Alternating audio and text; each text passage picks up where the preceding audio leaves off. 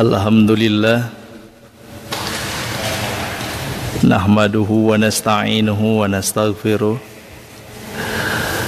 wa na'udzu billahi min syururi anfusina wa sayyiati a'malina may yahdihillahu fala mudhillalah wa may yudlil fala hadiyalah. Asyhadu an la ilaha illallah wahdahu la syarikalah wa asyhadu anna Muhammadan abduhu wa rasuluh. Ya ayyuhalladzina amanu taqullaha haqqa tuqatih wa la tamutunna illa wa antum muslimun. Subhanaka la ilma lana illa ma 'allamtana innaka antal alimul hakim. Amma ba'd. Allahumma bika asbahna wa bika amsayna wa bika nahya wa bika namut wa ilaikan nusyur. Allahumma inna nas'aluka ilman nafi'an wa rizqan thayyiban wa amalan mutaqabbalan.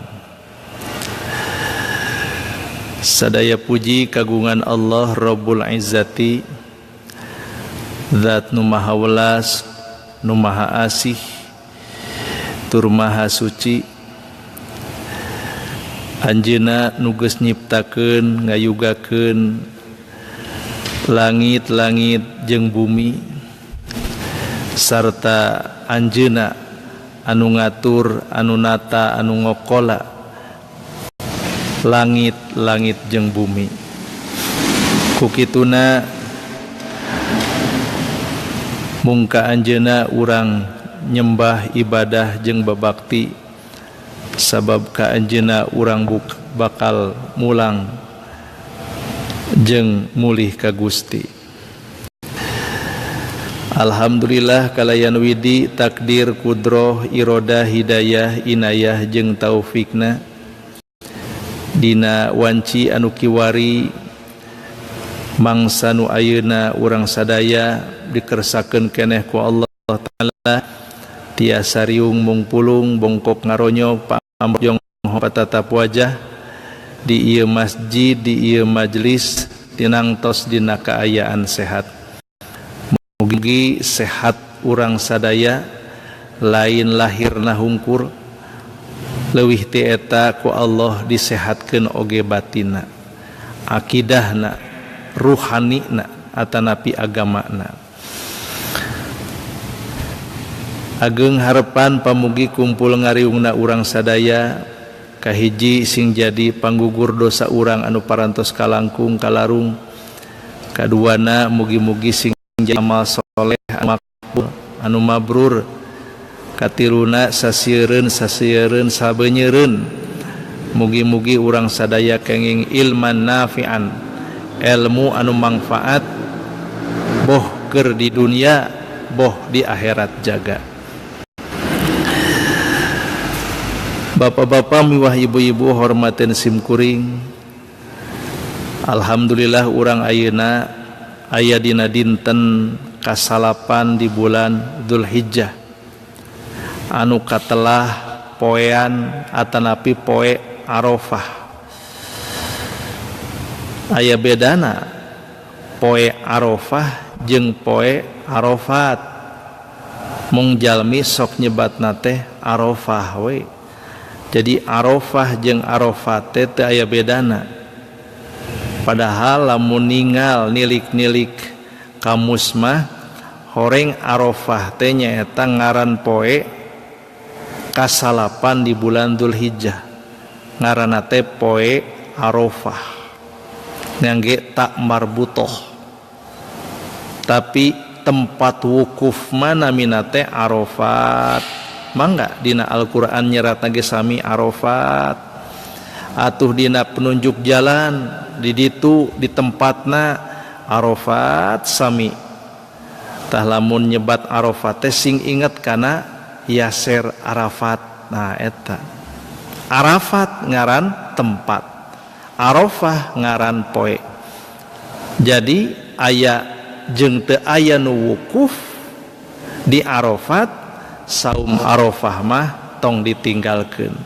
Nah sakumaha pangangken ti salah sawios istri Nabi sallallahu alaihi wasallam netelakeun yen kana Rasulullah sallallahu alaihi wasallam yasumu tis'a Dzulhijjah. Anjeunna mah biasa saum dinten kasalapan dina bulan Dzulhijjah kitu. Wa yauma asyura jeung dintenan asyura nyaeta 10 Muharram. Atuh saum 3 dinten saban tengah bulan sarta nu kaopat nyaeta saum Senin Kemis Minggu kahiji san bulana. Jadi teban minggu kitu nu tara dikantunkeun ku Rasulullah sallallahu alaihi wasallam. Oge Rasulullah neundeun harepan mugi-mugi we ku saum sapoe tanggal 8 dina bulan Dzulhijjah teh bisa ngagugurkeun dosa-dosa sataun ka tukang jeung sataun nu bakal datang. Kitu kantenan ieu saum teh kacida pentingna kusabab urang teh da hese atuh di zaman sarwa fitnah mah hirup teh pasti weh ngagugulung dosa di imah dosa di luar imah dosa nepikeun ka di masjid wae dosa para sea di masjidnya Pak. Tak kitu rupina mah janten mugi-mugi we saum urang sadaya teh leres-leres luyu sareng harapan Rasulullah sallallahu alaihi wasallam tiasa ngagugurkeun dosa-dosa sataun ka tukang jeung dosa-dosa sataun nu bakal datang. Ayeuna sakedap deui insyaallah da di urang mah tos liwat subuh ari di Saudi mah teh acan panginten benten 4 jam. Tas sakedap deui insyaallah jamaah haji teh rengse mabit panginten ayeuna bade nyorang Arafat atanapi Arafah kitu ngeunahna teh nyebutna teh Arafah bade wukuf sakumaha kauninga ari wukuf teh nyaeta al hajju Arafah ari haji teh nyaeta wukuf di Arafat. Sing saha anu henteu nyumponan wukuf teu sah ibadah hajina. Jadi daek teu daek suka teu suka gering teu gering para jamaah haji wajib wukuf di Arafat. Aya hiji dongeng anu katampi ti Ibnu Umar radhiyallahu an. Harita teh memang nuju aya di Arafat. Saur Ibnu Umar taya dina lalakon hadis anu rada panjang ieu kuntu jalisan ma'an nabiyyi sallallahu alaihi wasallam. Harita teh simkuring nuju calik gedengeun Rasulullah sallallahu alaihi wasallam fi masjidi Mina di masjid Mina nu katelah naon teh namirohnya. Jadi lamun dikersakeun aya waktu ta engke sunat di dinya tapi upami henteu mah langkung we kitu. Kaula atanapi simkuring sareng Nabi sallallahu alaihi wasallam nuju calik. Fa ata rajulun minal ansari wa rajulun min Thaqifa. Ujug-ujug aya 2 jalmi nyumpingan Rasulullah sallallahu alaihi wasallam. Nu hiji mah urang Ansor, nu hiji deui urang Thaqif. Fasallama duanana uluk salam barengnya Pak duet. Assalamualaikum. Summa qala tuluy duanana teh sasanggem. Ya Rasulullah jina nasu nun Kangjeng Rasul kami teh ngadongkang nepangan anjeun nas aluka sejak tataros ka anjeun.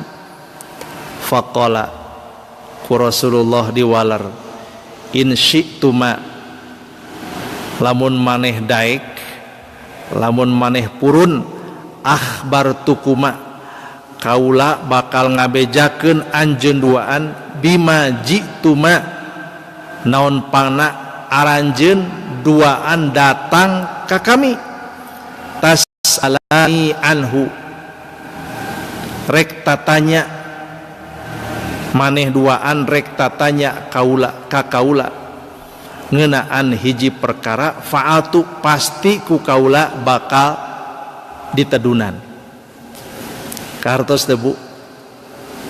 Jadi saur Rasulullah teh lamun maneh daek ye aya usul ye ti kami lamun maneh daek kaula rek nebak maksud kadatangan maneh jeung rek nebak naon nu rek ditanyakeun ka kami kumaraneh duaan sanes dukun ya Pak.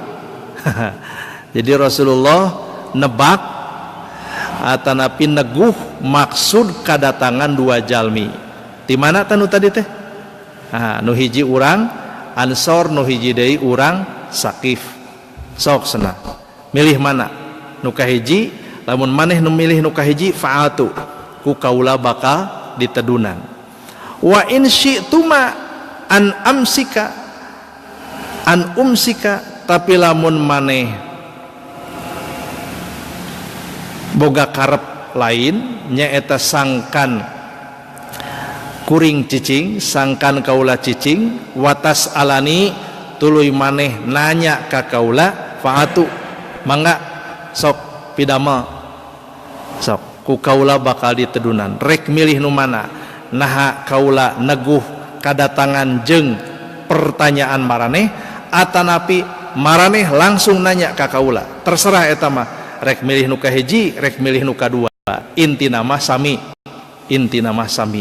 mung tangtos nu kahiji mah aya onjoyna naha margi upami urang tiasa nebak pertanyaan eta teh hiji perkara anu agung hiji perkara anu luar biasa. Jadi Rasulullah menebak isi hati jeung menebak naon nu aya dina sirah mastaka maranehna duaan gitu.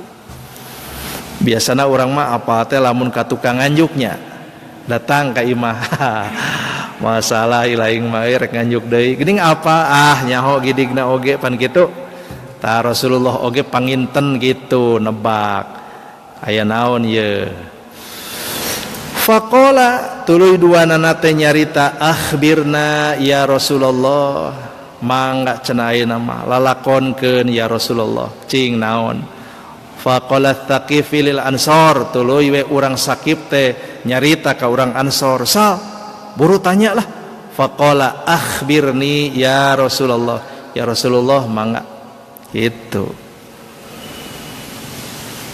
Jadi urang mana tah urang Sakif mah rada teu sabarnya Pak rada teu sabar tapi cek urang Ansor teh atos we mending oge lalakonkeun ya Rasulullah tapi cek nu hiji deui mah mending tanya ngarah pugu tapi urang Ansor mah langkung sabar keun heula ayeuna mah cing ya Rasulullah lalakonkeun maksud kadatangan kami jeung naon nu rek ditanyakeun ku kami ka pangersa ka salira maneh min baitika ti imah maneh ta ummul baital harama sejak nyorang baitul haram wa ma laka fihi jeung naon ganjaranana tina eta lalampahan pangetangkeun ya Pak hiji cenah nu kadua wa androk ataika ba'da tawafi wa ma laka fihi ma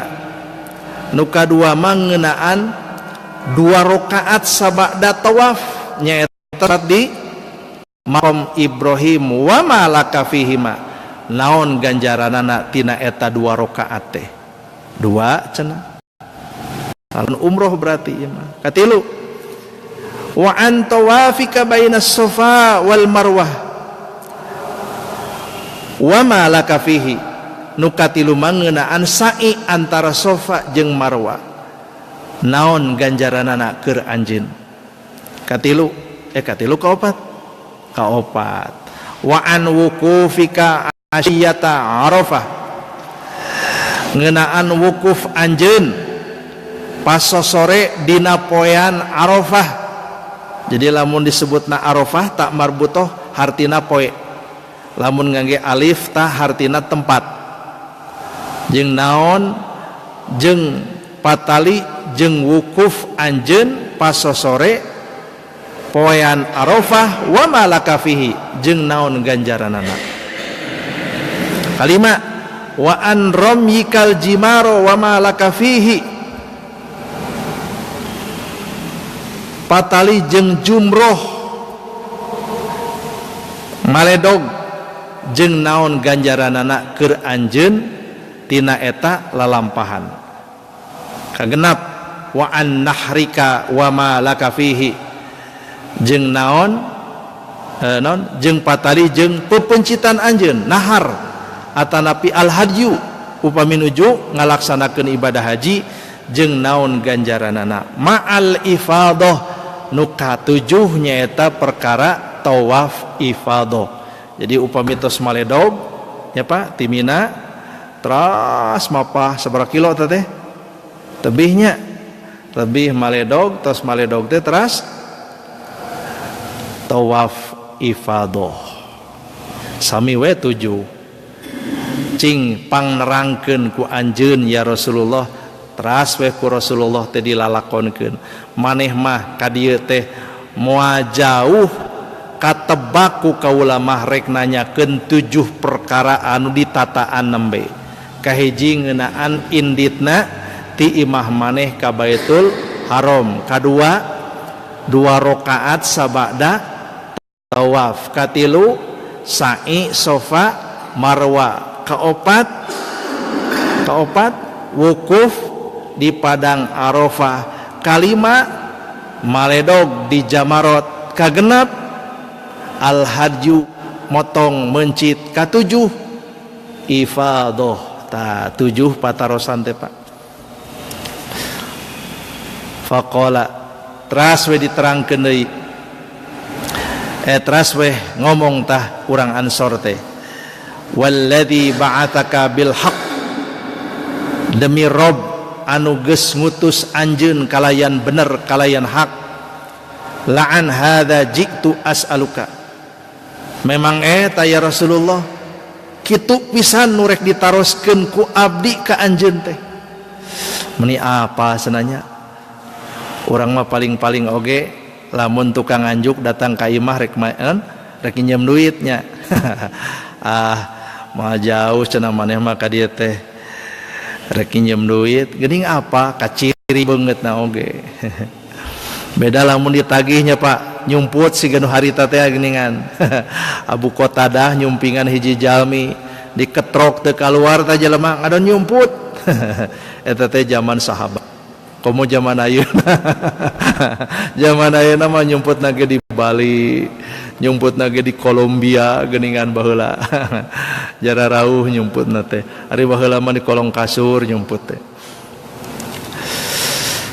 eta duh laras pisan cenah laras pisan pangersa memang kitu nu rek ditaroskeun ku abdi ka anjeun teh la'an hadza jitu as'aluka kitu pisan nu rek ditaroskeun ku abdi ka salira teh qala teras we Rasulullah teh neraskeun hancana fa innaka idza kharajta min baitika ta'ummul baital haram saestuna waktu anjeun ninggalkeun imah maneh nyorang Baitul Haram la tadau naqatuka khuffan ontak maneh henteu nyimpen talapokna kana taneuh wala tarfa'uhu tuluy ngangkat turun ngangkat lempang teh nya Pak illa kataballahu laka bihi hasanah kajaba Allah nyatet keur maneh hiji kahadean saban lengkah-lengkahna wa maha anka khotiatan jeung ngagugurkeun hiji kasalahan maneh. Jadi saban lengkah nu dilengkahkeun ku tutungan urang ku ontak maneh kitu harita mah nya lengkah anu katuhu eta bakal jadi kahadean. Lengkah nu hiji deui bakal jadi panggugur dosa. Kitu we jeung kitu. Jadi inditna ti imah nyorang ka Baitul Haram teh insyaallah bakal jadi hiji kahadean jeung bakal jadi hiji panggugur dosa tina dosa-dosa leutikna. Hiji tah. Wa amma raq'ataka ba'da tawaf, anapun 2 rakaat sabada tawaf nyaeta salat di maqam Ibrahim sareng sena tawaf urang salat Al-Fatihah teras Al-Kafirun, rakaat kedua Al-Fatihah sareng Al-Ikhlas, ganjaranana kaitqi raqabatin min bani Ismail, eta teh lir ngabebaskeun saurang hamba sahaya ti bani Ismail. Agengnya Pak ganjarana. Apa teh harita nuju salat ganjaranana ngabebaskeun hamba sahaya ti bani Ismail? Nyaeta teu apa, jadi we kirang sumanget coba lamun apa pasti sumanget salat teh. Wah salat teh jaba dijaharkeun alhamdulillahirabbil alamin arrahmanirrahim. Patarik-tarik pan di ditu teh. Tah ganjaranana teh sarua jeung ngabebaskeun hiji hamba saya ti bani Ismail. Wa amma tawafuka bis Safa wal Marwah, anapun tawaf maneh sa'i maneh ti Safa ka Marwah ka'itki sab'ina raqabatan, eta teh sadarajat jeung ngabebaskeun ngamerdekakeun 70 hamba sahaya. Kerennya Pak. Wow keren, cendu gede ganjaran anak.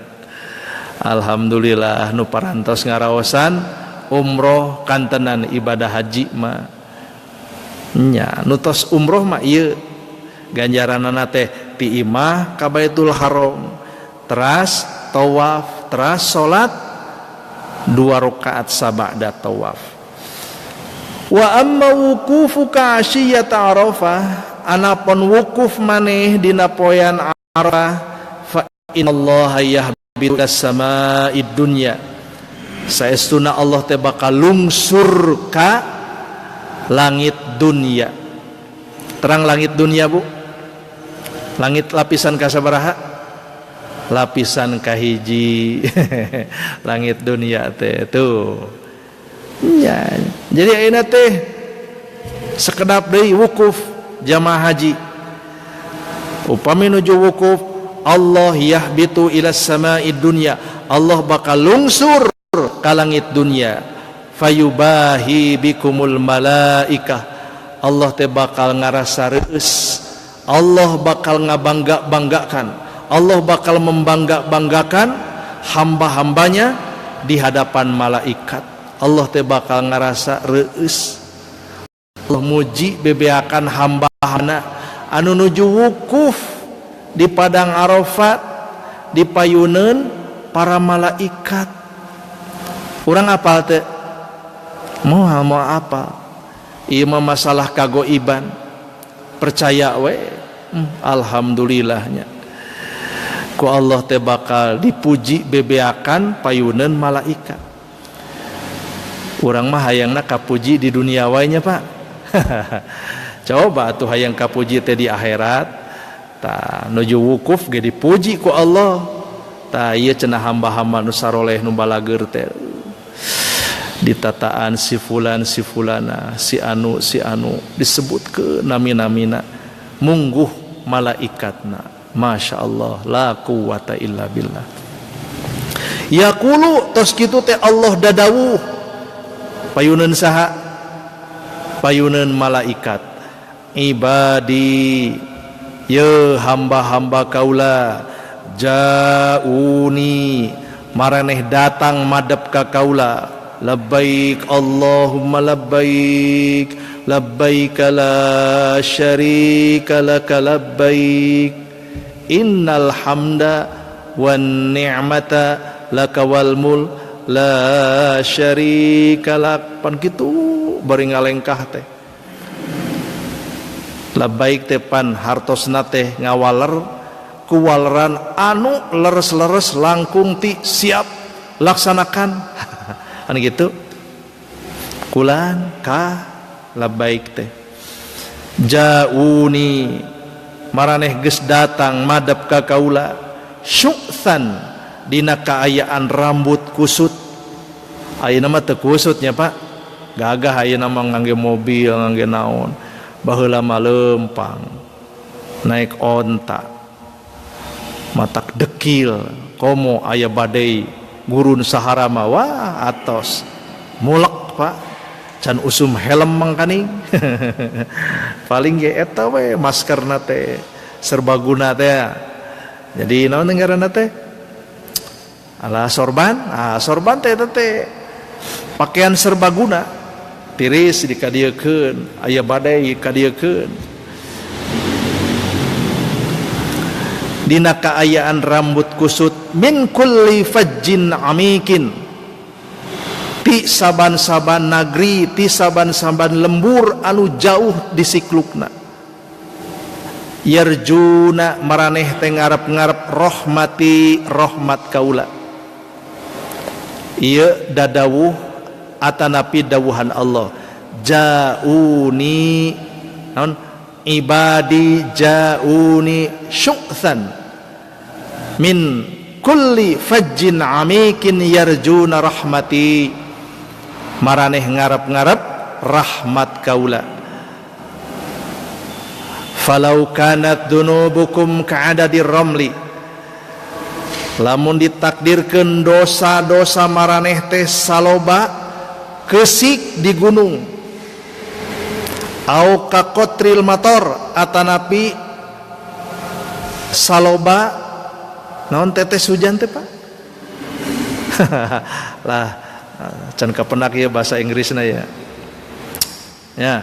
pokona mah sebanyak butiran air hujan wah hujan teh pan kaetang moal kaetang au kazabadil bahri atanapi saloba budah di lautan la ghafartuha pasti ku kaula bakal dihampura dosa maneh saloba keusik di pasir di gunung atanapi saloba tetesan hujan cai hujan atanapi saloba buih busa di lautan la ghafartuha ku kami pasti kabehanana bakal dihampura afidu ibadi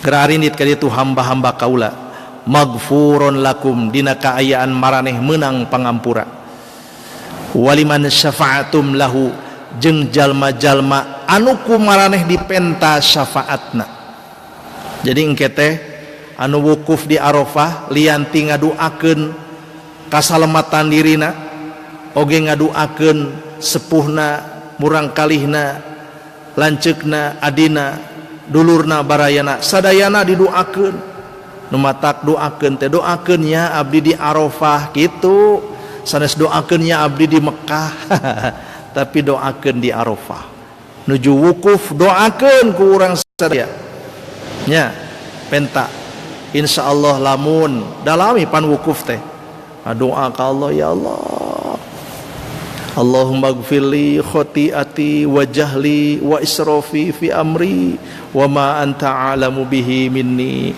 antal muqaddimu wa antal muakhiru wa anta ala kulli syai'in qadir waasnya Pak lamun ngadoa eta Allahumma gfirli jiddi wa hazli wa khotoi wa amdi wa kullu dzalika indi Allahumma gfirli ma qaddamtu wa ma akhartu wa ma anta a'lamu bihi minni antal muqaddimu wa antal muakhiru wa anta ala kulli syai'in qadir atanapi macakeun sayyidul istighfar Allahumma anta rabbi la ilaha illa anta khalaqtani jeung saterusna pokona mah terus we ngadua penta hampurana penta pitulungna penta sagala kabutuhan urang nya hayang beunghar penta hayang non teh hayang kawin deui penta ya Bu Nya pan di ditu di Arafah teh aya jabarah mah sanes.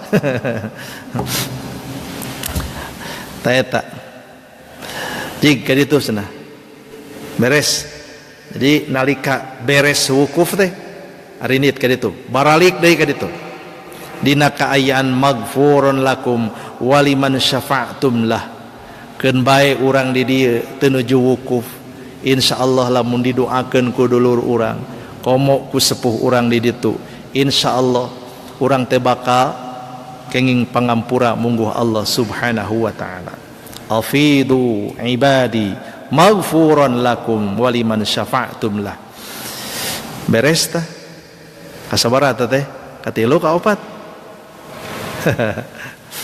Katilunya meureun.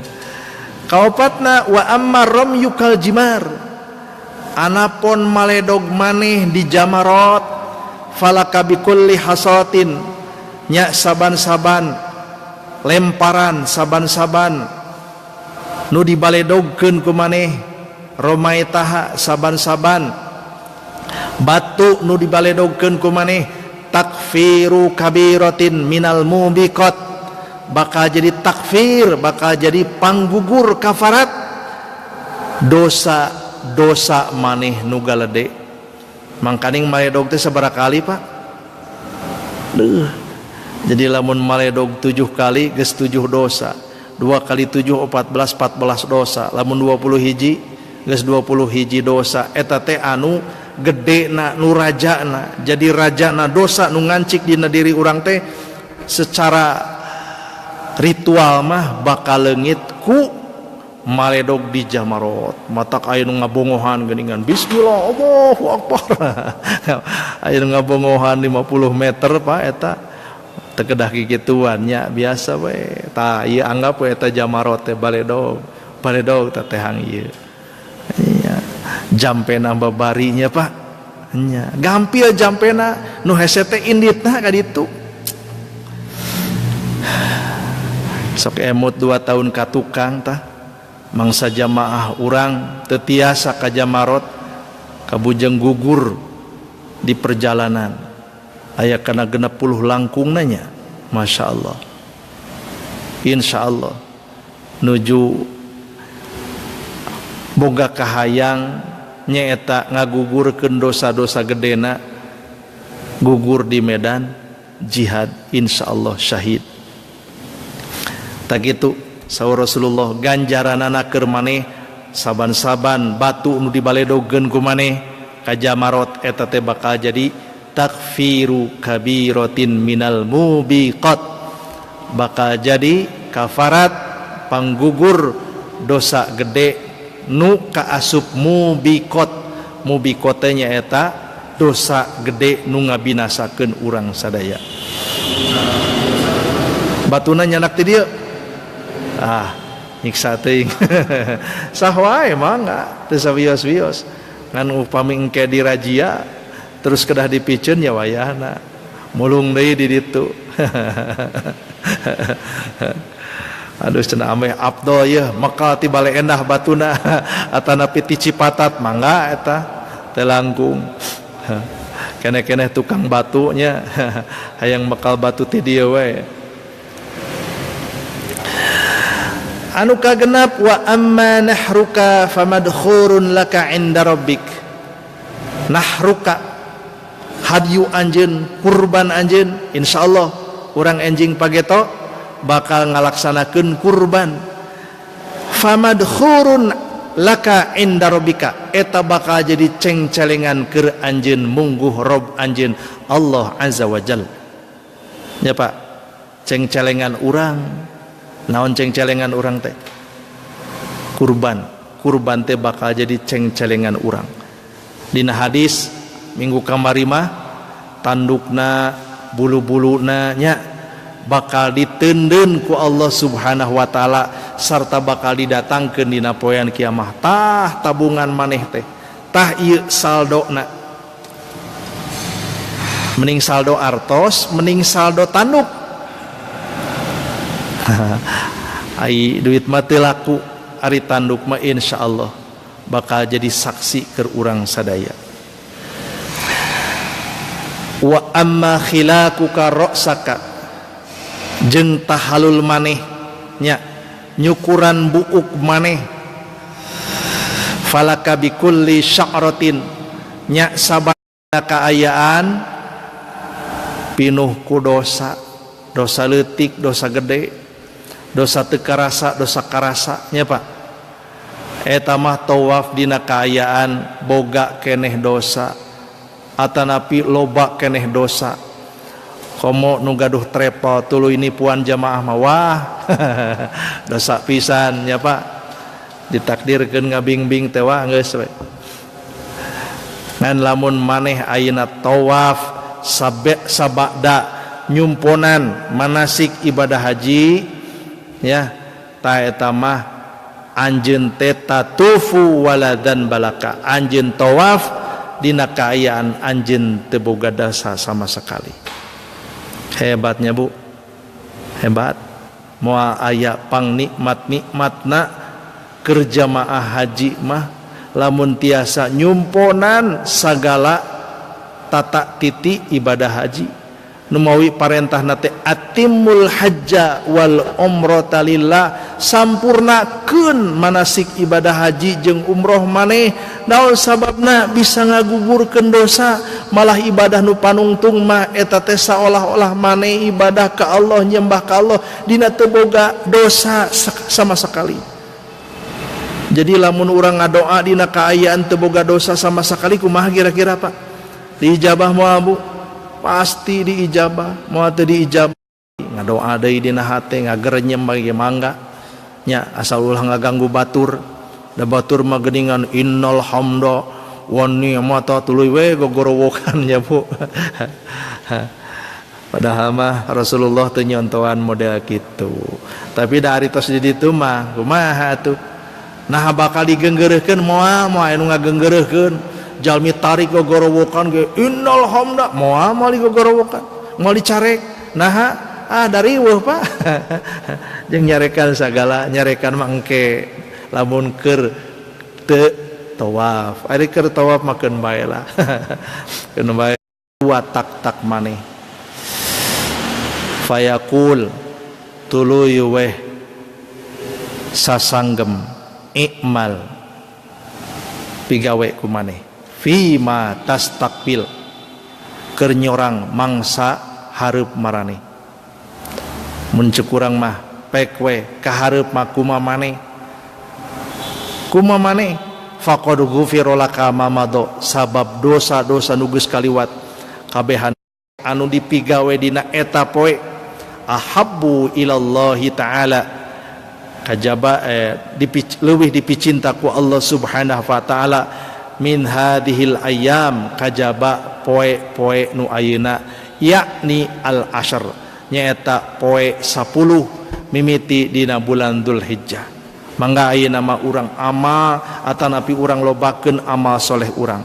Boh amal batin, amal hate, amal lisan, cariosan, atanapi amal anggota badan, atanapi sedekah, sodakoh jeung sagala rupa. Insyaallah amalan naon wae nu dipidamel dina 10 poe munggaran dina bulan Dzulhijjah bakal leuwih dipicinta bakal leuwih dipikanyaa ku Allah Subhanahu wa taala tibatan poe-poe sejenna. Ieu nuduhkeun yen 10 poe mimiti dina bulan Dzulhijjah teh lain milik wae para jamaah haji tapi milik umat Islam sadaya. Mung tangtos anu nuju ngalakonan ibadah haji mah eta madanamina ge duyufur rahman, tamu-tamu Allah anu nuju ngalakonan manasik ibadah haji. Ku urang doakeun mugi-mugi aranjeunna dipaparinan kasalamatan, dipaparinan kasehatan, oge dipaparinan sumangat sangkan ngalakonan manasik Rasulullah sallallahu alaihi wasallam kalayan daria.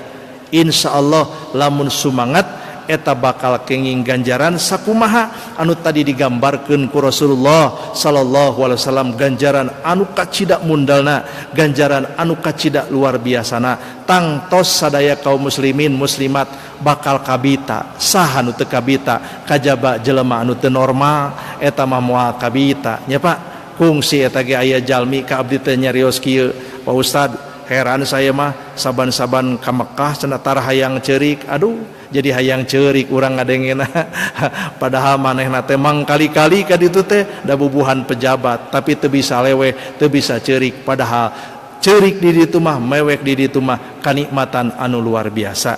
Da kanikmatan teh lain seuri wae nya Pak, nangis oge lamun dibarungku rasa keyakinan anu bener-bener muntang ka Allah Subhanahu wa taala, eta mah ceurik anu bener-bener ceurik dina kaayaan ngarep-ngarep rahmat Allah Subhanahu wa taala. Sakitu rupina mah nu tiasa kasanggakeun, hapunten anu kasuhun bilih aya tutus langkung ke panghalang bobo sapanon carang sapakan, mugi agung cukup lumur neda jembar pangampura, cag sampeureun tunda alaeun urang pungkas wae ku doa, Rabbana la tuzigh qulubana ba'da idh hadaitana wa hab lana min ladunka rahmah innaka antal wahhab, Rabbana atina fid dunya hasanah wa fil akhirati hasanah wa qina adzabannar, subhana rabbika rabbil izzati amma yasifun, wassalamun alal mursalin, alhamdulillahi rabbil alamin. Aqulu qouli hadza wa